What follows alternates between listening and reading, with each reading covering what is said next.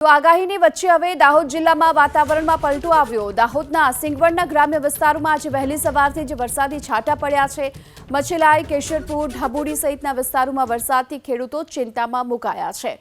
તો ઓફશોર ટ્રફના કારણે હાલ તો રાજ્યમાં જે વરસાદી વાતાવરણની સિસ્ટમ સક્રિય બની છે અને આગાહીની વચ્ચે દાહોદ જિલ્લામાં વાતાવરણમાં પલટા બાદ સિંગવડના ગ્રામ્ય વિસ્તારોમાં વહેલી સવારે વરસાદી છાંટા પણ પડ્યા। તો વરસાદી છાંટાના કારણે હાલ ખેડૂતોની ચિંતા પણ વધી છે। ત્યારે સિંગવડના મોચલાઈ સહિતના અનેક વિસ્તારોમાં વરસાદી છાંટા પડ્યા છે।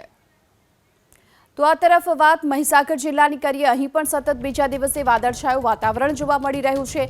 લુણાવાડા સહિત જિલ્લાના અન્ય તાલુકામાં વાદળછાયું વાતાવરણ છે। જો માવઠું થાય તો ખેડૂતોને નુકસાનની ભીતિ જોવામાં આવી રહી છે।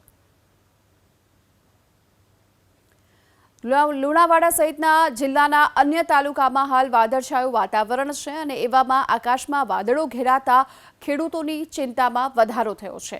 જોકે હવામાન વિભાગે હાલ માવઠાની આગાહી વ્યક્ત કરી છે।